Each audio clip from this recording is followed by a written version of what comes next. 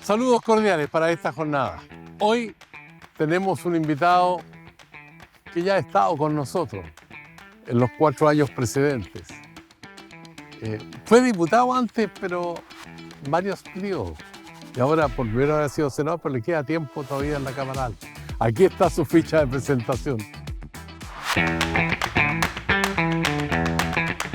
Iván Flores García, representante de la región de Los Ríos, militante del Partido Demócrata Cristiano y está viviendo su primera experiencia como senador. Ha sido presidente de la Comisión de Salud y de la de Seguridad Pública, que sacó adelante proyectos como la creación del Ministerio de Seguridad Pública y tramitó el de reglas de uso de la fuerza. Actualmente integra la Comisión de Intereses Marítimos.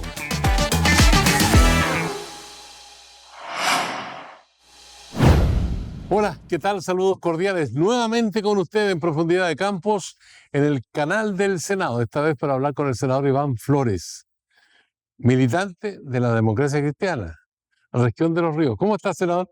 Muy bien. Recién, ¿Sí? oye, y me generaron algún tipo de añoranza, porque recién uno de los muchachos me preguntó por el mercado fluvial de Valdivia. Y yo le dije, me siento culpable porque hace rato que no me he dado el tiempo para ir, tengo que ir, en donde uno, bueno, no solamente adquiere todo tipo de pescado y mariscos, sino que además escucha yuyo, gargales, todos esos hongos que nos regala la naturaleza y productos como la murtilla, por ejemplo, que aparece durante todo abril y hoy día incluso seguía apareciendo en mayo. Tengo que ir al mercado fluvial, la verdad es que me encanta. Todavía hay esos puestos en la orilla del río donde tienen pulmay que vienen en una mallita que después los meten en agua hirviendo. O sea, todo eso, pues.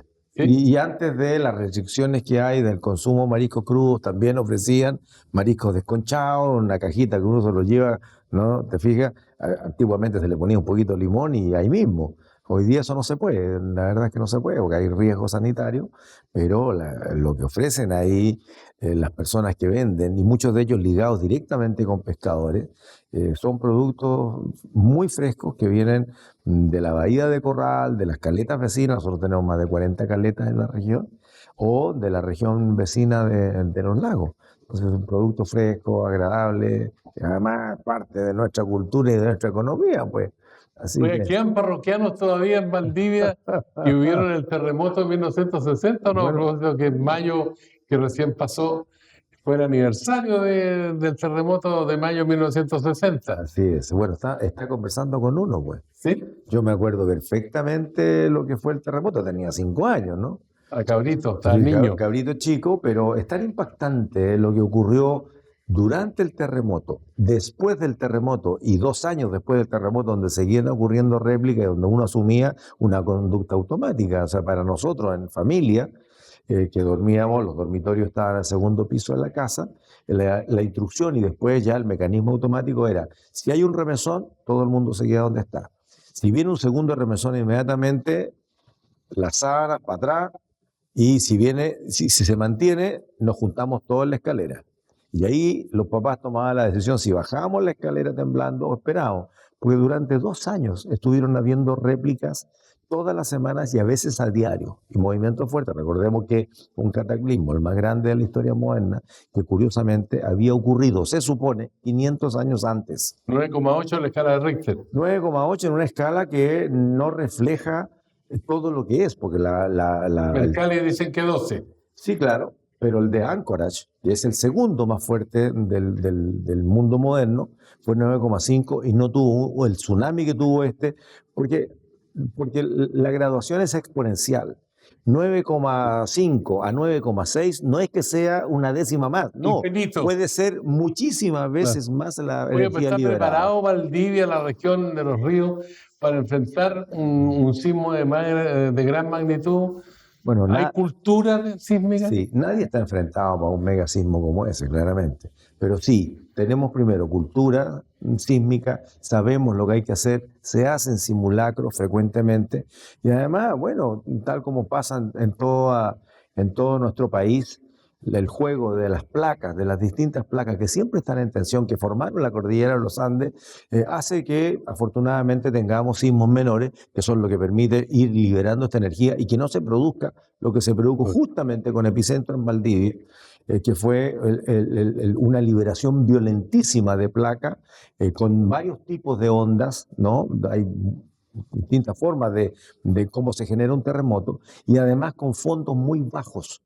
Las 5 primeras millas marítimas no tienen más de 50 metros de profundidad. Y eso hace entonces que la producción de un tsunami sea como el que se produjo en Bahía Mansa en Osorno o el que se produjo en la Bahía de Corral, donde de verdad varias veces la bahía quedó completamente en seco, varias veces quedó la bahía arriba, hasta 12 e incluso 14 metros de altura en una de las avenidas. Hay una foto muy, muy emblemática de Leopoldo Castedo, este historiador, que fue el que hizo todas las imágenes de los 3 tacos que formaron el Riñiguazo, que fue el tercer desastre que podía haber ocurrido. Que Raúl Sáez lo despejó, que era ministro de Obras Públicas, de don Jorge Alessandri Rodríguez. Exactamente. Si no es por Raúl Sáez, es posible que haya desaparecido la ciudad de Valdivia, porque llegaron justo en el momento, con la técnica que se embancó el Riñihue.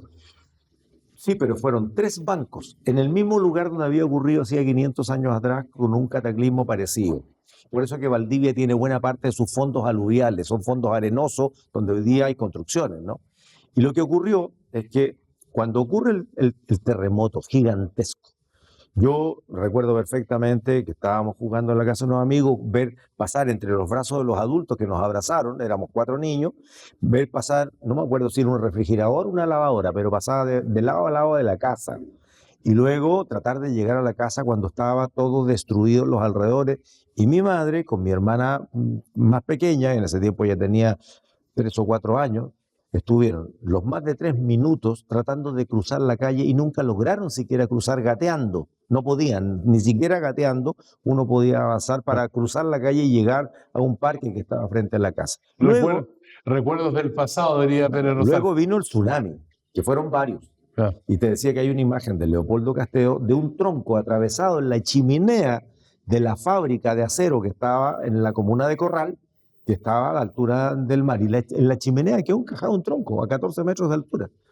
Y luego vino el Riñiguazo. Un mes después, el río, que tiene un comportamiento de estuario, no tenía agua. Y empezaron a investigar y habían 3 tacos. Y el taco 3 eran varios cerros que cayeron sobre el río, el río San Pedro, que forma el Calle. Ese taco tenía 3 kilómetros de largo. Y traspasar ese taco para poder desaguar el lago Riñihue, que a su vez desagua el lago Panguipulli, fue una obra de ingeniería y una decisión gigantesca, porque si no desaparecía Valdivia. Vamos a decirle a la audiencia que busquen los libros de historia, porque hay muchas historias con respecto a eso. ¿Sabe que yo le tengo? Pero hay algo más corto. ¿Sí? El video en YouTube se llama La Respuesta, de Leopoldo Castedo. Yo estuve en la presentación de ese video por el propio Leopoldo, ya estaba viejito, y él contó la historia. Cómo llegó, y hay imágenes, y está todo el proceso de cómo se salva Valdivia, utilizando mangueras hidráulicas, el trabajo de la pala, cientos de hombres con pala sacando barro hasta que llegaron a empatar en la altura del lago Riñihue. ¿Sabe, senador? Dejémoslo hasta ahí nomás, porque ya tenemos la petición que la gente lo vea, porque yo le tengo imágenes ahora de otro terremoto, que quiero que usted lo vea junto con la audiencia de TV Senado. Por favor, director. Como una preocupación central se ha posicionado la lucha contra el narcotráfico y crimen organizado en nuestro país, desde la administración del exmandatario Gabriel Boric hasta el actual gobierno del presidente José Antonio Kast. Con la discusión e instalación de diversas medidas, el Ejecutivo y el Congreso Nacional han relevado por años esta agenda de seguridad, que forma parte de los ejes principales del actual gobierno, que ha puesto especial énfasis en detener el ingreso irregular de personas extranjeras a territorio nacional. Sin embargo, son varias las iniciativas como el levantamiento del secreto bancario que han sido objeto de fuertes debates en el Parlamento. ¿Cuáles deben ser las prioridades para combatir el narcotráfico y el crimen organizado en nuestro país? Parece ser la madre del cordero levantamiento del secreto bancario. ¿Por qué hay tanta reticencia, senador? ¿Qué observa usted entre sus colegas como para darle chip libre al levantamiento de toda la información de cuentas corrientes de personas que sean sospechosas? Primero, yo creo que no hay nadie entre los colegas ni entre los distintos sectores políticos que pretenda proteger a las organizaciones criminales. Yo quiero despejar eso. Yo lo que creo que hay es una suerte de desconfianza en las instituciones, producto de lo que significa hacer un trabajo de inteligencia. Recordemos que el proyecto se llama inteligencia económica, que debería ser inteligencia financiera. ¿Por qué? Y yo presidía la Comisión de Seguridad cuando se inició este trámite. Fueron 16 sesiones, lo sacamos en 3 meses y lo mandamos a la sala. Se despachó del Senado teniendo claro de que la persecución de los negocios ilícitos ligados a las organizaciones criminales, pero también delitos financieros de alta connotación, que tenía adjunto un catálogo de distintos delitos financieros que merecían ser investigadas a través de las cuentas bancarias. Las colusiones, por ejemplo. Qué cosa más horrorosa que cuando se coluden 2 o 3 empresas para sacarle plata a los adultos mayores que gastan el 40% de su jubilación en remedio. Y la jubilación, la colusión de los remedios fue Pero eso. hablar de las colusiones es hablar de la soga de la casa del ahorcado, ¿no? Bueno, a ver, ahí tenemos... Porque ha habido acusaciones contra el actual ministro de Hacienda que lo defendió, que participó en esos procesos, ¿no? Bueno, es lo que se establece, ¿no? Y más allá de su rol profesional. Yo no soy abogado, pero si lo fuere, la verdad a mí me costaría defender, aunque sea mi pega, defender a gente que le ha sacado plata fraudulentamente a personas pobres o a personas necesitadas, como son los adultos mayores cuando compren remedios. Vuelvo a decir, después fue la colusión de los pollos. Yo alcancé a parar la colusión de la leche, y digo yo porque dimos la pelea primero, y después hubo 2 colegas más que se sumaron, que fue Fidelio Espinosa y Javier Hernández, ambos del sur, de la colusión de la leche, que estaban reventando la producción nacional. Nunca llegamos a demostrar la colusión, pero la Fiscalía Económica, después de insistencia nuestra y después de 2 años de investigación, nos dio la razón en todos los puntos y se terminó la fiesta, pues.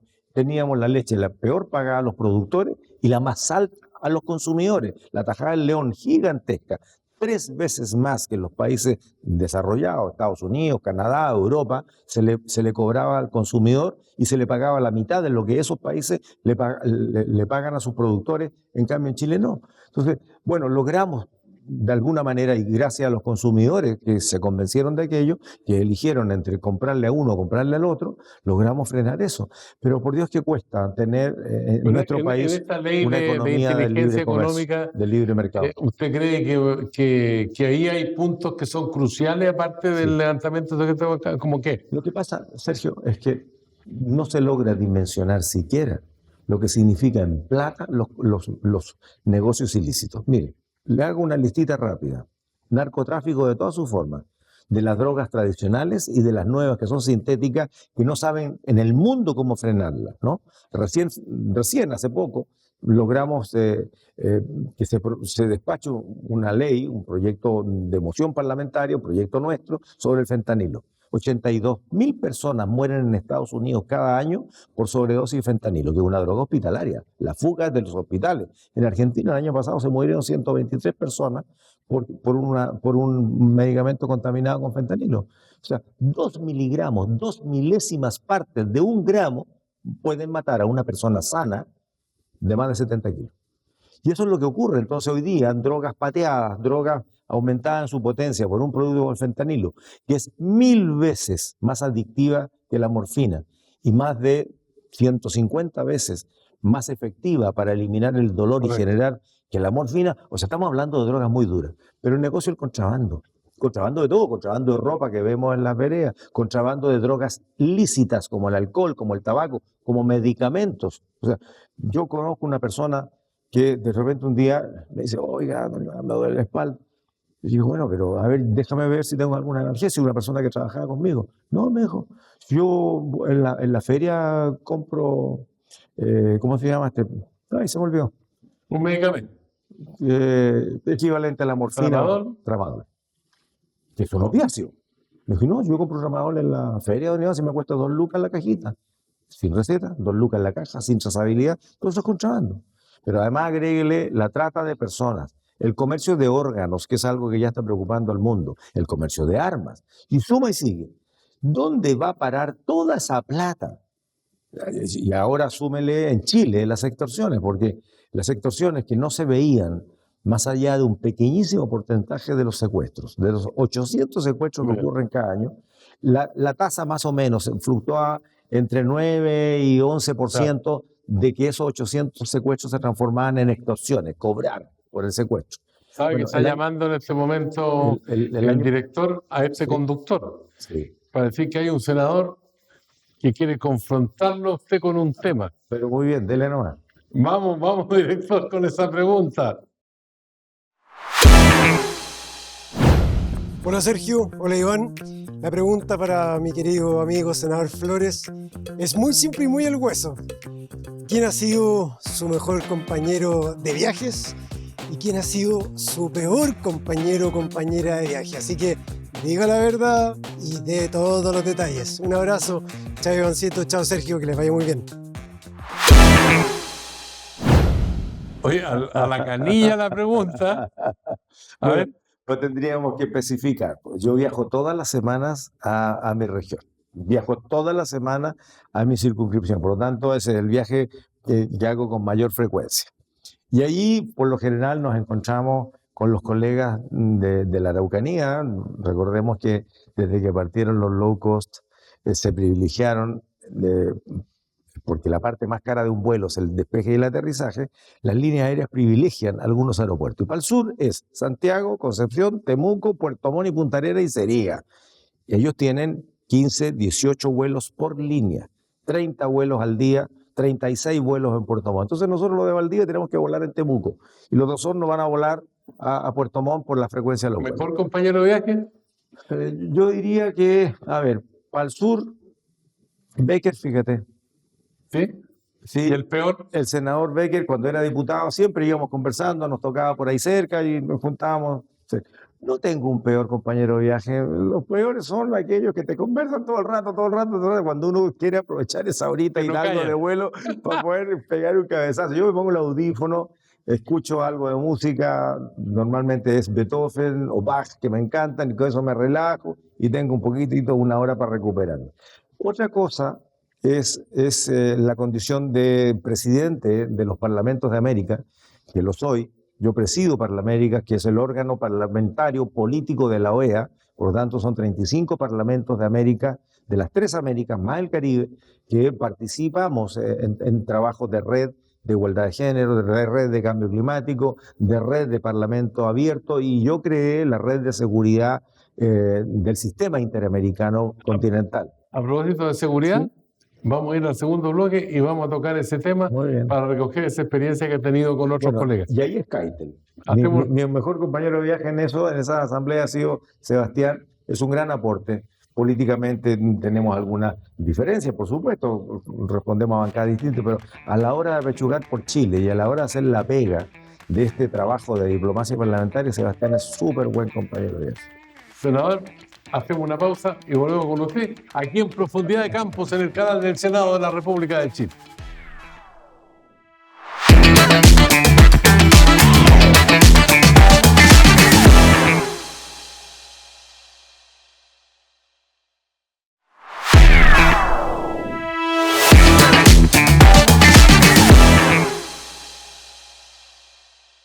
Ya estamos de vuelta para seguir conversando con el senador Iván Flores, Democracia Cristiana, región de Los Ríos.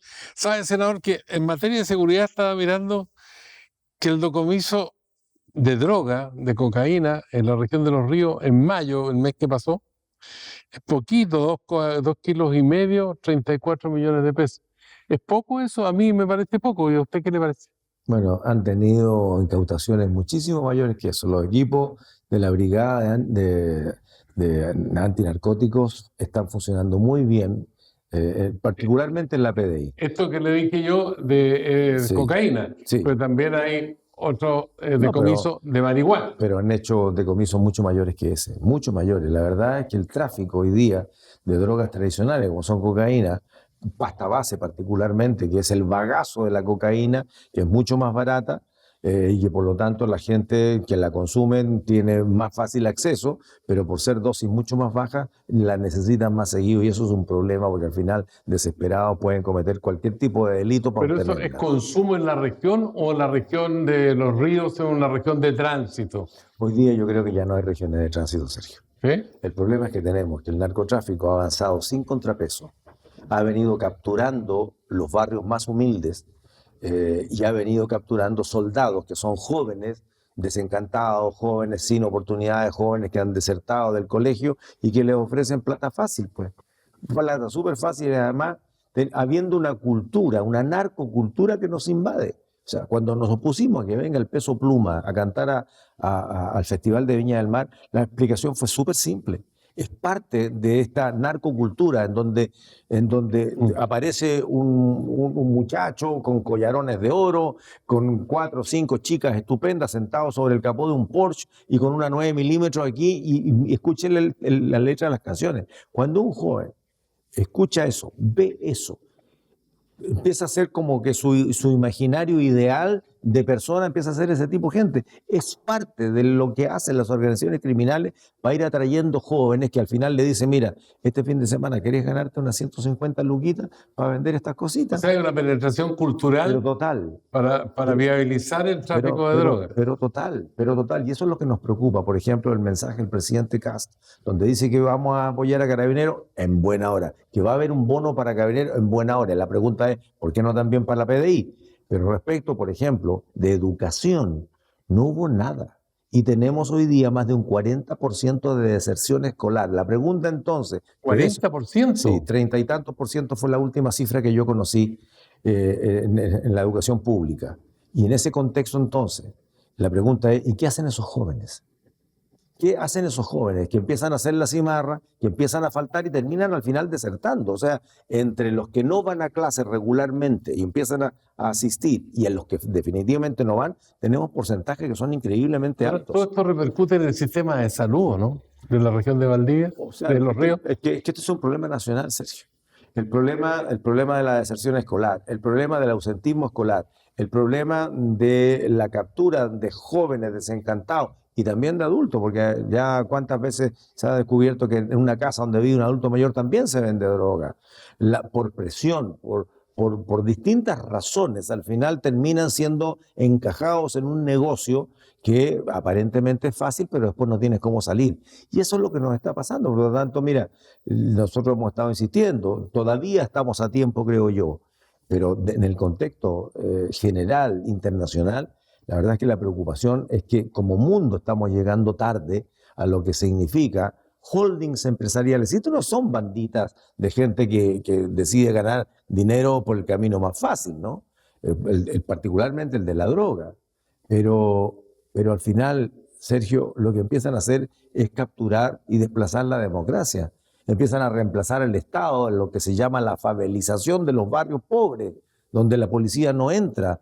¿Por qué? Porque finalmente el narcotráfico es el que financia al médico o el que financia un sistema de seguridad propio. Y la gente finalmente lo protege a esta gente. El término favelización viene de Brasil de hace 30 años atrás, que es lo que ha venido pasando. Reemplazan al Estado. Reemplazan al Estado. Entonces, bueno, en ese contexto entonces, el avance de empresas extremadamente tecnificadas, con gente que, como lo que pasó en el banco, ahora con el ejecutivo del Santander, que no llegó a empujones ni lo enchufaron por arriba en un banco. No, él llegó ya habiendo sido penetrado por las organizaciones criminales con un currículum bancario y lo viene y se instala en un banco y actúa desde adentro. O sea, mira, Van a dar el premio del funcionario del mes. Bueno, el crimen organizado se apoya en 3 patitas a lo menos.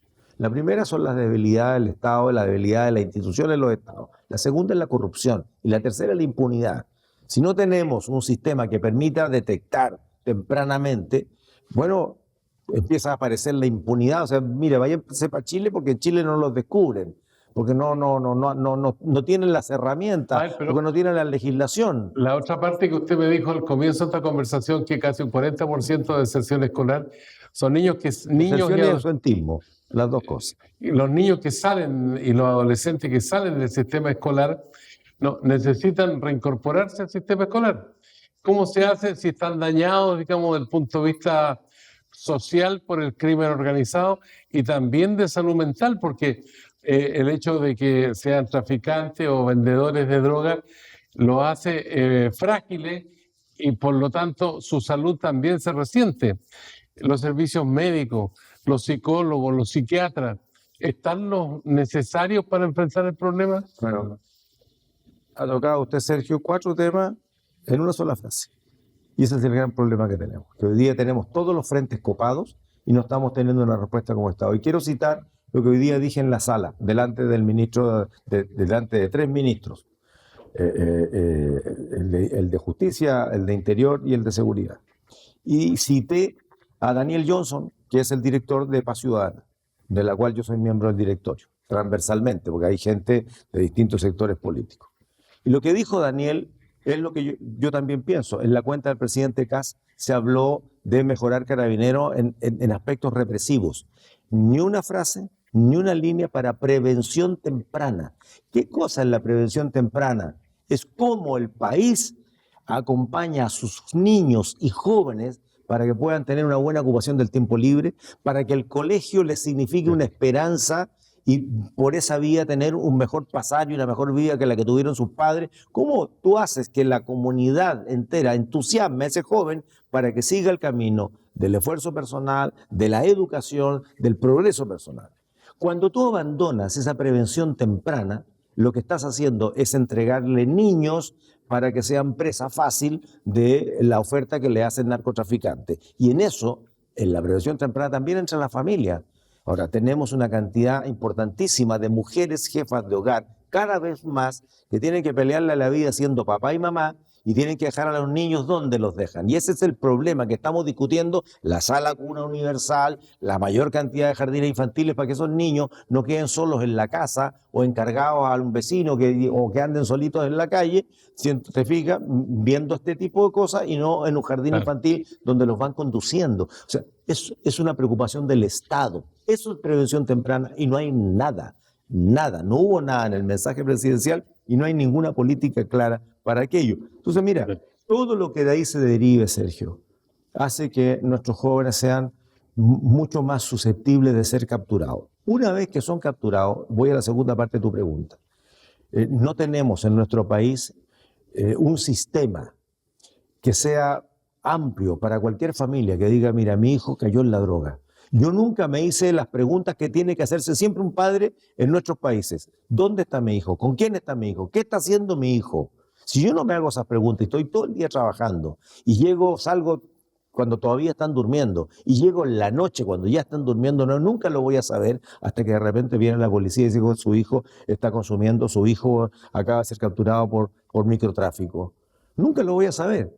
Y cuando eso ocurre y tenemos un niño consumidor, no tenemos camas psiquiátricas y la posibilidad de que el sistema público de salud atienda a un niño para detoxicarlo de la droga, para volver a reinsertarlo en el sistema. Si uno tiene plata, mandas tu cabro a Estados Unidos, a hospitales especializados. ¿Y en Chile qué hace?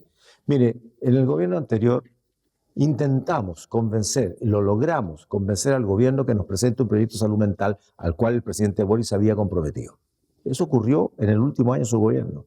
Algo se hizo. No traía nada de adicción ni nada de suicidio, cuyas tasas empiezan a ser más que preocupantes en Chile, ya no solamente de jóvenes adolescentes que no encuentran el camino, que se encuentran desesperanzados y terminan suicidándose en una tasa muy preocupante. Empezaron a aparecer adultos mayores.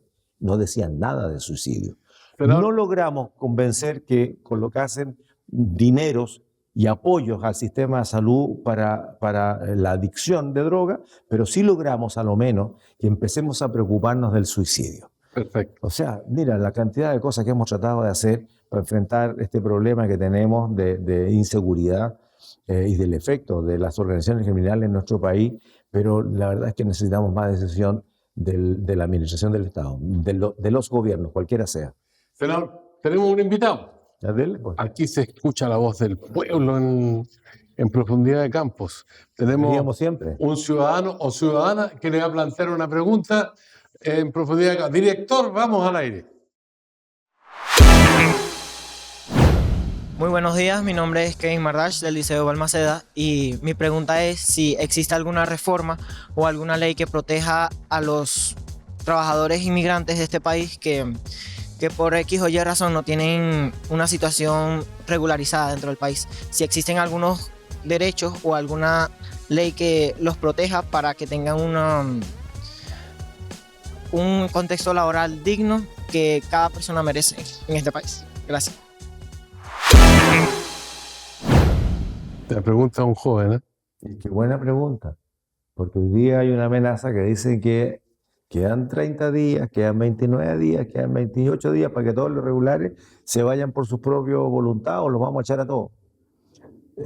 Mira, acaba de aparecer otra cifra, Sergio, te la voy a contestar al revés esta pregunta, que es una cifra altamente preocupante que ya pasó en el gobierno del presidente Piñera, cuando se estableció que ya no solamente era una casualidad, sino que era una tendencia respecto de que tenemos una de las peores tasas de natalidad y una de las peores tasas de fecundidad de América. 0,9 tenemos de natalidad. Bueno, éramos 1,12. Uruguay estaba flotando alrededor del 1 y el resto de los países están en el 3, en el 3,5 y por ahí. Hoy día nosotros estamos 0,9. O sea, nuestra población envejece y decrece. Y la pregunta es, si no tomamos medidas para poder tener una población juvenil que va a ser la fuerza económicamente activa, ¿quién va a mantener a los adultos mayores que ya vamos siendo más del 18% y de aquí a 10 años más vamos a ser el 20 y tantos % y así sucesivamente? La población económicamente activa es la que mantiene a la población jubilada, digamos, que necesita de que alguien genere y que pague impuestos y que genere actividad económica. Y en ese contexto, esta decisión de expulsar y expulsar no se condice primero con una postura humanitaria, con una postura de que Chile efectivamente es el refugio de la opresión de otros países. Y en ese contexto creo que este joven que vino aquí, tal vez con una esperanza o tal vez escapando por la seguridad de su familia, debe encontrar en Chile refugio y no para amenazas. terminar, un ping-pong. Usted me contesta con uno, ya conoce el juego este. Bueno. Los ríos. Bella. Descentralización. Postergada. Seguridad municipal. Necesaria. Crimen organizado. Horroroso. Lista de espera. Horroroso. FONASA. Un desafío. Democracia cristiana. Mi preocupación. Gabriel Boric. Un buen amigo. José Antonio Cast. Espero que podamos conversar mejor. Senado. Da tiempo para un minuto de confianza, pero tiene que ser un minuto bien estricto porque estamos ahogados por el tiempo. Dele. Bueno, en un minuto de confianza. Esa es su cámara. Ah, muy bien. Bueno, una invitación a toda la ciudadanía a que seamos un poquito menos beligerantes, a que podamos ser un poquito más ciudadanos, comprometidos con los mismos desafíos, porque tenemos los mismos problemas. Da lo mismo la pega que uno tenga. Finalmente uno es una persona y que como ciudadano de este país tiene derechos y deberes, los unos y los otros, derechos y deberes. Y nos debemos principalmente a nuestra comunidad nacional, a nuestra condición de ciudadano, en que no podemos pensar siquiera que el derecho de uno puede pasar ni por un segundo ni por un centímetro por el derecho de otro. ¿Cómo hacemos que esta comunidad nacional sea un poco más familia nacional? ¿Cómo enfrentamos juntos? Y para esto desprendámonos de nuestra posición jerárquica, de nuestra posición social, de nuestra posición política y ver dónde encontramos un punto de convergencia para llegar a grandes acuerdos nacionales. Senador Iván Flores, muchas gracias por conversar con nosotros en Profundidad de Campos y lo están esperando en la sala. Y tengo que ir a votar corriendo. Eso. Chao, que esté muy bien. Gracias. A usted gracias. le decimos, calpe bien, será hasta la vista.